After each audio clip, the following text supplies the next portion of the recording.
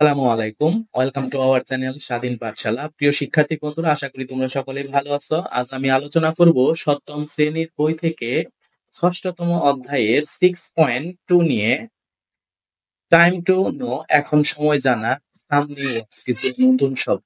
Read পড়ো the words in column এ, অর্থাৎ column এ দেওয়া শব্দগুলো পড়ো, এন্ড এবং দেয়ার মিনিং এবং তাদের অর্থগুলো ইন কলাম বি তে দেওয়া ইন পেয়ার্স অর গ্রুপ, অর্থাৎ জোড়ায় জোড়ায় অথবা দলে দলে।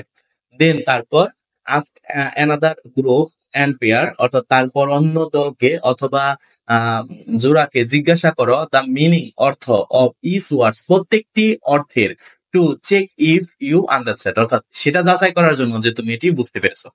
তো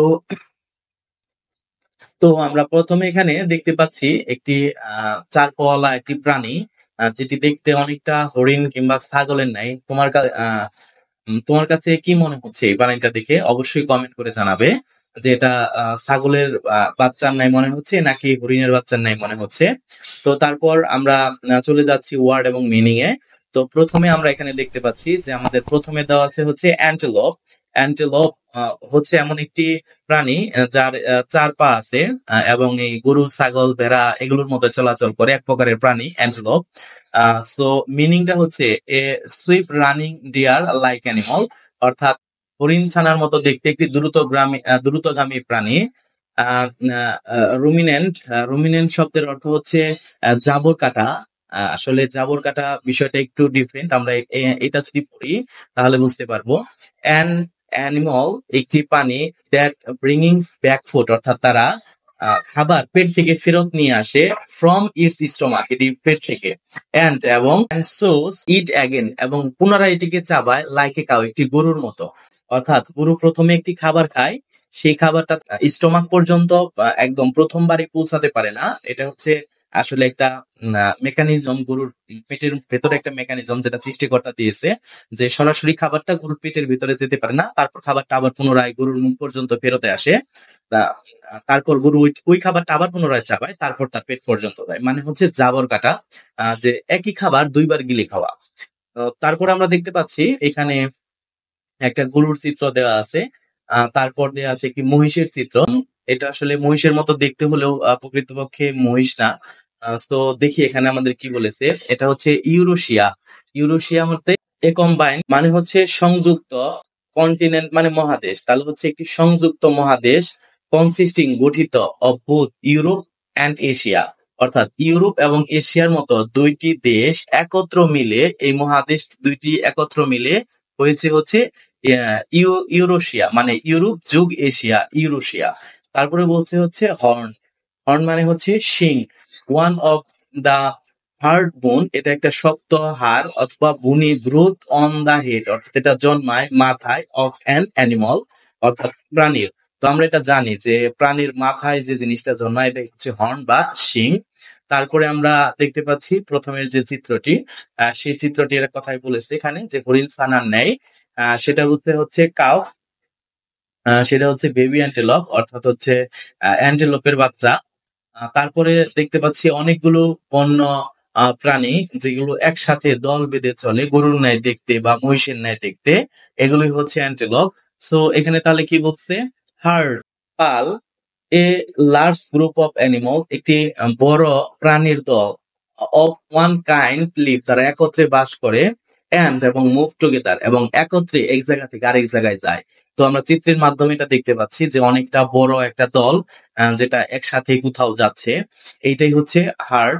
তো এরপর আমরা দেখতে পাচ্ছি হচ্ছে একটি, এখানে ছোট একটি চারা গাছ, মানে একটি বীজ, সেটা থেকে গাছ হচ্ছে, তারপরে একটা বড় একটি আস্তে আস্তে বড় হচ্ছে, এবং তারপরে এবং সর্বশেষ যেটা একটা বড় একটা গাছে রূপান্তর হচ্ছে, অর্থাৎ বীজ থেকে কিভাবে চারা গাছ হয় সেই কথাটাই আমাদের এখানে চিত্রের মাধ্যমে সেটা তুলে ধরেছে। তার মানে এখানে বলেছে হচ্ছে টি শার্টস, অর্থাৎ চারা গাছ, দা পার্ট অফ এ প্ল্যান্ট, অর্থাৎ একটি চারা গাছের একটি অংশ, দ্যাট কামস আপ, যেটা বের হয়ে আসে, অ্যাবাভ উপরে, দ্য গ্রাউন্ড মাটি থেকে, হোয়েন যখন, it is just beginning to grow, যখন এটা বৃদ্ধি হওয়া শুরু হয়। তার মানে আমরা জানি একটা বীজকে আমরা মাটির নিচে বপন করি, তারপর সেখান থেকে একটি অঙ্কুর বের হয়ে এসেছে এবং তারপরে একটা ছোট গাছ এবং সর্বশেষে একটি বড় গাছে রূপান্তর হয়েছে। অথবা এ নিউ পার্ট, একটা নতুন অংশ, দ্যাট গ্রুপ, যেটি জন্মায় অন অ্যান এক্সিস্টিং প্ল্যান্ট, অর্থাৎ একটি জীবন্ত চারা গাছে রূপ নেয়। এই ছিল হচ্ছে আমাদের শব্দের অর্থগুলো। এ পর্যায়ে আমাদেরকে যেটা বলেছে সেটা হচ্ছে কলাম এ এবং কলাম বি। কলাম এর সাথে কলাম বি আমাদেরকে মিল করতে বলেছে। তো আমরা কলাম এ বি মিল করবার পূর্বে অবশ্যই শব্দের অর্থগুলো ভালো করে জেনে নিব। প্রিয় শিক্ষার্থী বন্ধুরা, তোমরা খাতার মধ্যে শব্দের অর্থগুলো লিখে রাখবে এবং সেই শব্দের অর্থগুলো অবশ্যই মুখস্থ করবে। তো প্রথমে আমরা দেখবো হচ্ছে কলাম এতে বলছে সাবস্পেশাস। সাবস্পেশাস শব্দের অর্থটা হচ্ছে উপজাতি, এবং তারপরে বলেছে হচ্ছে ইনডেঞ্জার্ড মানে বিপদাপন্ন, বিপদে পড়া, এবং এটাই বলেছে হচ্ছে এক্সোটিক। এক্সোটিক শব্দের অর্থটা হচ্ছে বহিরাগত বা বিদেশি। তারপরটা হচ্ছে গেস মানে হচ্ছে অনুমান করা। প্রিডেটর্স শব্দের অর্থ হচ্ছে শিকারী প্রাণী, যে প্রাণী শিকার করে। এবং পরে আমরা দেখতে পাচ্ছি কিউরিয়াস, অর্থাৎ উৎসুক বা আগ্রহী। এবং সর্বশেষে দেখতে পাচ্ছি ডিটারমাইন মানে হচ্ছে সংকল্প করা, দৃঢ় সংকল্প বা সংকল্প করা। এই ছিল হচ্ছে আমাদের 7টি কলাম এর শব্দ। এই কলামের সাথে আমাদের বি কলাম এখন মেলাতে হবে।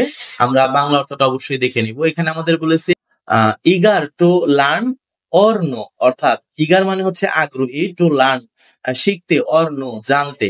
তো কোনো কিছু শেখা এবং জানার সাথে আগ্রহী, তাহলে এটার সাথে আমাদের কি মিলবে? অবশ্যই কিউরিয়াস।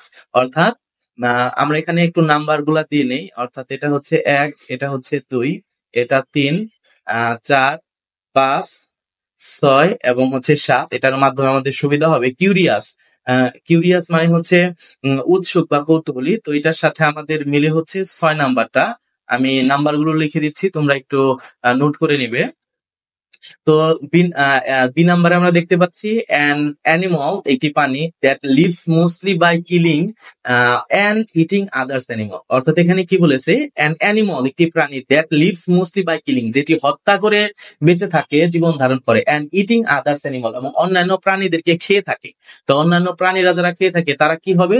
অবশ্যই প্রিডেটর্স মানে হচ্ছে শিকারী। 5 নাম্বারটার অর্থ হচ্ছে আমাদের প্রিডেটর্স মানে হচ্ছে শিকারী। তাহলে এটার সাথে আমাদের কি মিলে? 5 নাম্বারটা। তার মানে 5 এর সাথে মিলে হচ্ছে এটা, আমরা দিয়ে দিলাম। তো 3 নাম্বারে আমরা দেখতে পাচ্ছি দা প্রসেস অফ হ্যাভিং বেবিস, অর্থাৎ বাচ্চা হওয়ার যে প্রক্রিয়া। তো এটার সাথে আমাদের মিলে হচ্ছে এক্সোটিক মানে হচ্ছে বহিরাগত বা বিদেশি, অর্থাৎ বাইরে থেকে কোনো কিছু আসা বা উদ্ভব হওয়া বা জন্ম হওয়া। তো এটার সাথে আমাদের মিলে হচ্ছে 3 নাম্বারটা। তো এটার সাথে আমরা দিয়ে দিলাম 3, অর্থাৎ সরাসরি যোগ হচ্ছে 3। তারপরে আমরা দেখতে পাচ্ছি টু ফর্ম অ্যান অপিনিয়ন, একটি মতামত গঠন করা, উইদাউট নোয়িং, কোনো কিছু জানা ছাড়া। অর্থাৎ কোনো কিছু জানা ছাড়া মতামত গঠন করা, তার মানে হচ্ছে গেস, অনুমান করা। এটার সাথে এটাই মিলে। তো আমরা দেখতে পাচ্ছি 4 নাম্বারটা, এটার সাথে 4 মিলে। তারপরে দেখতে পাচ্ছি হচ্ছে সামথিং, সামওয়ান অর সামথিং, কেউ অথবা কোনো কিছু, ইজ ইন ডেঞ্জার, বিপদে পড়া, কেউ বিপদে পড়েছে অথবা কোনো কিছু বিপদে পড়েছে। তো এটার সাথে আমাদের 2 নাম্বার আমরা পড়েছিলাম ইন ডেঞ্জার মানে হচ্ছে বিপদে পড়া। সো এটার সাথে মিলে হচ্ছে 2 নাম্বারটা। তারপরে আমরা দেখতে পাচ্ছি টু ডিসাইড সামথিং, কোনো কিছু সিদ্ধান্ত নেওয়া, কোনো কিছুর সিদ্ধান্ত নেওয়া। তো এটার সাথে আমরা দেখেছি হচ্ছে 7 নাম্বারটা ডিটারমাইন, সংকল্প করা অথবা দৃঢ় সংকল্প করা। তো এটা মিলে হচ্ছে 7। এবং সর্বশেষে আমরা দেখতে পাচ্ছি ওয়ান অফ দ্য টাইপ, এক ধরনের, অফ এ পার্টিকুলার স্পেসিস, অর্থাৎ এক ধরনের নির্দিষ্ট প্রজাতি বা প্রাণী। তো এখানে নির্দিষ্ট প্রজাতি বা প্রাণীর সাথে আমাদের মিলে হচ্ছে 1 নাম্বারটা, অর্থাৎ এখানে সাব স্পেশাস মানে হচ্ছে প্রজাতি বা উপজাতি। এই ছিল হচ্ছে আমাদের কলাম এ এবং কলাম বি। আমি এখানে লিখে দিয়েছি, তোমরা অবশ্যই ডান পাশ বাম পাশ করে লিখবে। অর্থাৎ এখানে কলাম এ লিখবে, এখানে বি, তারপর এই শব্দের সাথে স্পেশাসের সাথে যেটা মিলে, স্পেশাসের সাথে মিলে হচ্ছে আমাদের সর্বশেষটা, এটা এইখানে দাগ দিয়ে এখানে লিখে দিবে। এই ছিল হচ্ছে উত্তর। আশা করি তোমরা বুঝতে পেরেছ। যদি তোমাদের বুঝতে কোথাও সমস্যা হয় তাহলে অবশ্যই আমাদেরকে কমেন্ট করে জানাবে, এবং আমাদের ভিডিও তোমাদের কেমন লাগে সেটা অবশ্যই কমেন্ট করে জানাবে। আজ আমি এখানে বিদায় নিচ্ছি। ধন্যবাদ সবাইকে। আসসালামু আলাইকুম।